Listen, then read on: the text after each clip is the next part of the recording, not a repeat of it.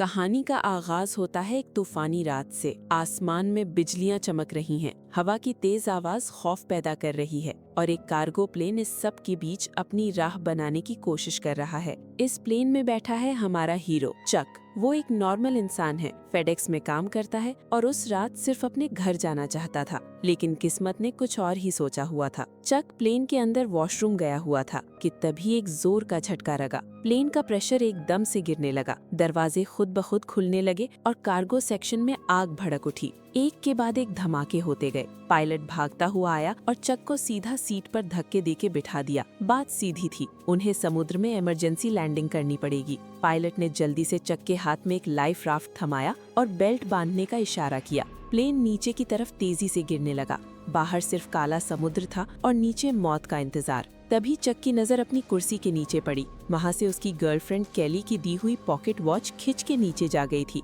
वो घड़ी उसके लिए सिर्फ वक्त देखने की चीज नहीं थी, उसमें कैली की यादें थी, उनका प्यार था, आने वाला कल था। चक ने बिना सोचे अपनी सेफ्टी बेल्ट खोल दी और घड़ी उठाने के लिए लपका, लेकिन प्लेन का एंगल एकदम से बदल गया और वो हिलने के लायक भी न रहा। पायलट ने पीछे मुड़ा तो देखा चक अपनी सीट से गायब है। उसने अपनी भी बेल्ट खोल दी और चक की मदद को आया, लेकिन तूफान का एक तेज झटका आया और पायलट बुरी तरह जख्मी हो गया। किसी तरह पायलट ने प्लेन को समुद्र की सतह पर उतारने की कोशिश की, लेकिन लैंडिंग बिल्कुल सही नहीं रही। पानी एकदम से अंदर घुस आया और पूरा कैबिन भर गया। अजीब बात ये थी कि जो चीज उसे जिंदगी का खतरे में डालने वाली थी, यानी सीट बेल्ट का ना होना, वही उसकी जान बचाने का जरिया बनी। पानी के तेज बहाव में वो जिंदगी और मौत के दरमियान लड़ रहा था। तभी प्लेन का छत फट गई और समुद्र का पानी घुसने लगा। चक के हाथ में वो इन्फ्लेटेबल राफ्ट था। उसने झट से खोला, लेकिन राफ्ट का एक हिस्सा प्लेन की ढांच में जा फंसा। अब प्लेन डूब रहा था और चक को अपने साथ खींच रहा था।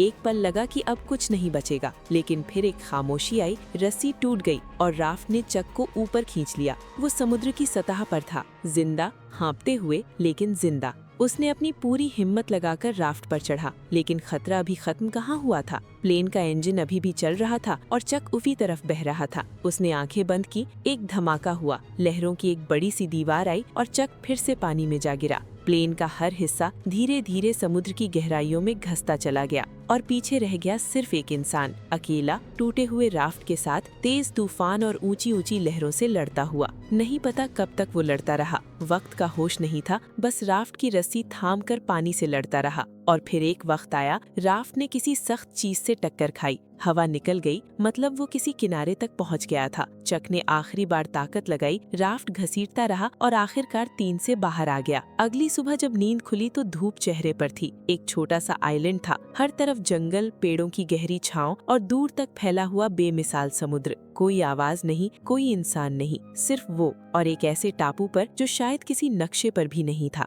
चक ने चारों तरफ फिरते हुए आवाजें लगाई, कोई जवाब नहीं मिला, सिर्फ जंगल की खामोशी थी। उसने समझ लिया वो यहाँ अकेला है। तब से उसने अपने आप को जिंदा रखने का काम शुरू किया। सबसे पहले उसने समुद्र के किनारे रेत पर बड़ी बड़ी हेल्प लिखी, शायद कोई प्लेन गुजरे, कोई नाव दिखे। फिर रात आई और वो किनारे बैठा रहा कि कोई रोशनी दिखे, लेकिन कुछ नहीं था, सिर्फ अंधेरा और लहरों की आवाज। अगले दिन उसने प्लेन से बिखरी चीजों को इकट्ठा किया। कुछ काम की चीजों की उम्मीद थी, लेकिन उसके हाथ कुछ खास नहीं लगा। हाँ, कैली की वो पॉकेट वॉच जरूर उसके पास थी। उसने उसे हाथों में पकड़ा और यादें आईं। कैली ने उसे ये घड़ी दी थी, इस प्रॉमिस के साथ कि जब वो क्रिसमस पे लौटेगा दोनों शादी कर लेंगे। और अब वो यहाँ था, एक ऐसे टापू पर जहाँ से वापसी का कोई रास्ता नजर नहीं आता था। एक बात और थी जो चक को तकलीफ दे रही थी, भूख। इस आइलैंड पर सब कुछ था, पेड़ थे, जंगल था, समुद्र था, लेकिन खाने लायक कुछ नहीं था। नारियल थे जरूर, लेकिन उन्हें खोलना मुश्किल था। कोई हथियार नहीं, कोई चीज काम की नहीं। फिर उसने एक तेज धार वाला पत्थर ढूंढा और बहुत कोशिश के बाद नारियल को तोड़ा,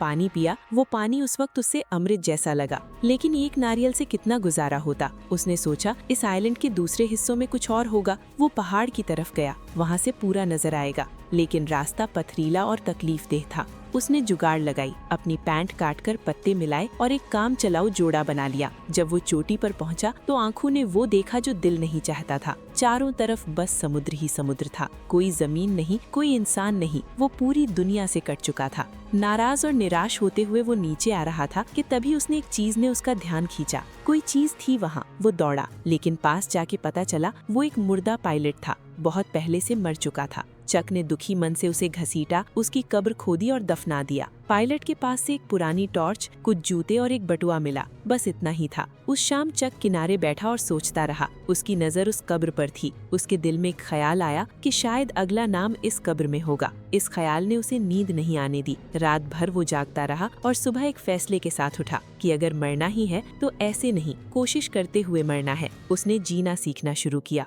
उसने पेड़ की पत्तियों पर जमी ओस इकट्ठा की पीने के लिए, एक नुकीली लकड़ी का भाला बनाया मछलियां पकड़ने के लिए। वो मुश्किल था, वो फनी भी लगा कभी कभी, लेकिन उसने कोशिश नहीं छोड़ी। उसी रात जब वो जंगल में था तभी दूर समुद्र पर एक रोशनी दिखी। कोई नाव थी। वो पागलों की तरह चिल्लाया, टॉर्च हिला हिलाकर सिग्नल देने की कोशिश की, लेकिन फासला बहुत ज्यादा था। रोशनी धीरे धीरे दूर चलती गई और फिर गायब हो गई। अगली सुबह चक ने वो फटी राफ्ट उठाई और उस दिशा में चल दिया जहाँ नाव गई थी, लेकिन समुंदर ने एक बार फिर हरा दिया। लहरें बार बार उसे वापस फेंकाती रहीं। उसने अनेक बार कोशिश की, लेकिन आखिरकार एक लहरों ने ऐसा धक्का दिया कि वो पानी के अंदर चला गया और एक तेज पत्थर से उसकी जांघ घायल हो गई। खून बह रहा था। वो किसी तरह किनारे वापस आया, थका, दर्दा, हारा हुआ। उसकी मुश्किलें यहाँ खत्म नहीं हुई। रात को तेज आंधी आई, बारिश शुरू हो गई। उसकी जख्मी टांग तकलीफ दे रही थी। उसने राफ्ट से कंपनी का सामान ढका। फिर एक छोटी सी गुफा मिली, वो वहाँ घुस गया। थोड़ी सी बारिश का पानी पिया और बेहोश हो गया। अगली सुबह आंखें खुली तो टांग के घाव में कीड़े थे। टॉर्च की बैटरी भी मर चुकी थी। अंधेरा था हर तरफ, बाहर भी अंदर भी। उसने समझ लिया कि अब वो कंपनी के पार्सल्स खोला बिना नहीं चल सकता, चाहे उसे कैसी भी बेइज्जती का हिस्सा लागे।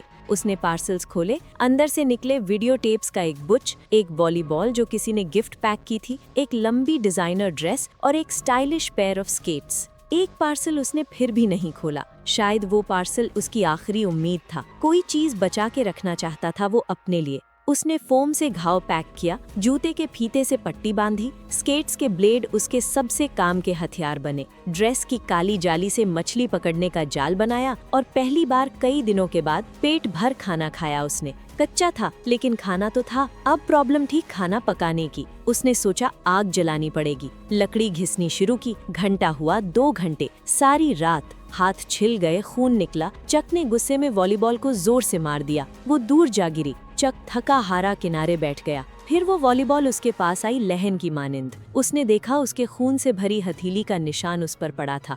एक पल को वो उस निशान को देखता रहा। फिर एक ख्याल आया। उसने लार से उस निशान पर 2 आंखें बनाई, ऊपर थोड़ी सी मुस्कान खींची। वॉलीबॉल का चेहरा बन गया। एक अजीब सा चेहरा, लेकिन चेहरा तो था। उसने उसे एक नाम दे दिया, विल्सन। वो इस वॉलीबॉल से बातें करने लगा। शायद ये पागलपन था, लेकिन अकेले में एक आवाज तो थी, एक प्रेजेंस थी। विल्सन की तरफ देखते हुए चक को लगा जैसे कोई सुन रहा है, और इसी जज्बात ने उसे फिर से खड़ा कर दिया। फिर से लकड़ी घिसनी शुरू की। इस बार जोश था, विल्सन का साथ था, और चिंगारी निकली। फिर आग भड़की। चक उस आग को देख रहा था जैसे कोई कीमती चीज मिले। वो हंस पड़ा, शायद पहली बार काफी वक्त में। आग मतलब पक्का खाना, और मतलब स्मोक सिग्नल। रात को वो विल्सन से बातें करता, अपना हिसाब लगाता कि दुनिया से कितना दूर है। हिसाब ठीक नहीं था, बहुत ज्यादा दूर था, लेकिन अब कुछ था जो पहली नहीं था, एक दोस्त। ऐसे ही वक्त बीता गया। महीने गए, साल गए, 4 पूरे साल। चक अब बिल्कुल अलग इंसान था। बालों की लंबी लच्छें, दाढ़ी, झुलसी हुई त्वचा और आंखों में एक गहरा खालीपन।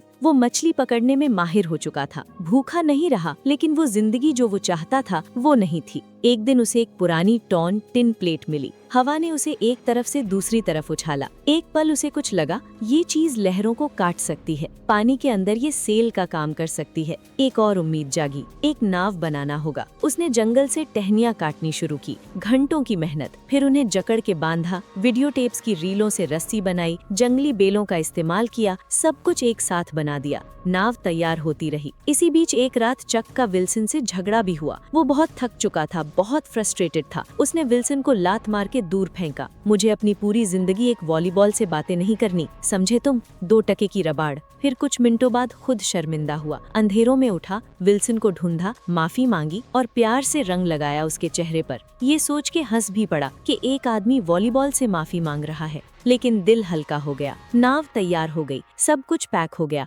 एक ही चीज चाहिए थी, सही दिशा की हवा। जाने से पहले उसने अपना निशान छोड़ दिया, पत्थर पर खोद के, इतने दिनों तक यहाँ रहने का सबूत। फिर एक सुबह हवा बही सही दिशा में। चक ने देरी नहीं की, नाव को पानी में ढकेला, विल्सन को साथ लिया और निकल पड़ा। समुंदर ने बार बार रोकने की कोशिश की, लेकिन इस बार वो नहीं रुका। लहरें आती थी, वो काट देता। बहुत आगे जाने के बाद उसने मुड़ा और टापू को देखा। एक अजीब सी फीलिंग आई। उस टापू ने 4 साल रखा, सताया, तोड़ा, लेकिन इन्हीं 4 सालों में उसने सीखा कि जिंदगी कितनी कीमती है। लेकिन जंग अभी खत्म नहीं हुई थी। एक रात फिर तूफान आया, इस बार ज्यादा भयंकर। बारिश, तेज हवा, ऊंची लहरें। वो नाव को थामे रहा, घंटों लड़ता रहा। जब सुबह आई तो नाव की हालत बुरी थी और विल्सन नहीं था। रस्सी ढीली हो गई थी, वो दूर बह गया था। चक ने देखा विल्सन धीरे धीरे लहरों में दूर जा रहा है। उसने बिना सोचे समुंदर में छलांग लगाई, तैरता गया, लेकिन दूरी बहुत ज्यादा थी और समुंदर का गहरा पानी नीचे से खींच रहा था।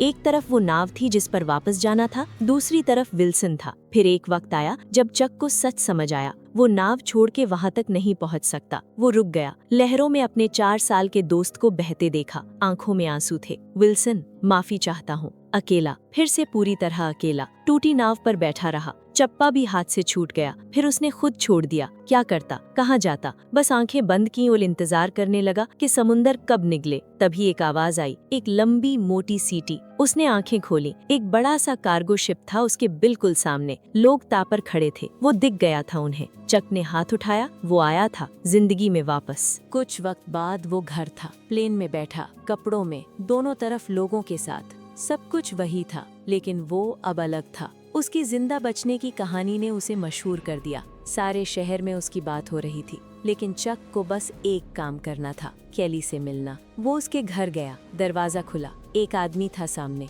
मैं केली का पति हूँ, एक जुमला, इतना ही काफी था सब कुछ समझाने के लिए। केली ने इंतजार किया, बहुत किया, लेकिन 4 साल में सब लोग मान चुके थे कि चक अब नहीं रहा। उसने आगे बढ़ा, नई जिंदगी शुरू की, एक बच्चे की माँ बन गई। जब चक ने केली को रोते देखा तो वो समझ गया। गुस्सा नहीं आया, दर्द हुआ, लेकिन समझ आया वो खुद भी यही करता शायद। रात को कंपनी ने वेलकम डिनर रखी। बड़ी मेज के केकड़ों और मछलियों का दस्तरखान लगा हुआ था। वही मछलियाँ जिन्हें वो टापू पर खा खा के थक गया था, वो यहाँ लजीज खाना लगा रही थी। लाइफ का अजीब खेल है। अगली सुबह उसने वो पार्सल उठाया जिसे उसने टापू पर कभी नहीं खोला था। उसे उसकी मंजिल पहुंचाया। साथ में एक चिट्ठी भी रखी जिसमें लिखा था कि इस पार्सल के अंदर जो कुछ भी था उसने एक इंसान की जान बचाई। खोला तो नहीं था, लेकिन जब भी टूटने वाला होता वो पार्सल देखता था और सोचता था किसी का कुछ है, ये इसको पहुंचाना है। बस यही एक चीज थी जो उसे जिंदा रखती रही। और इस तरह खत्म होती है ये कहानी, एक आदमी की जो तूफान में खो गया, दुनिया से कट गया, सालों अकेले जीता रहा और फिर भी वापस आया। ना हीरो की तरह, ना विजेता की तरह, बस एक इंसान की तरह, थका हारा लेकिन जिंदा। वीडियो पसंद आई तो लाइक जरूर करना, चैनल सब्सक्राइब कर लेना। अगली वीडियो में मिलते हैं।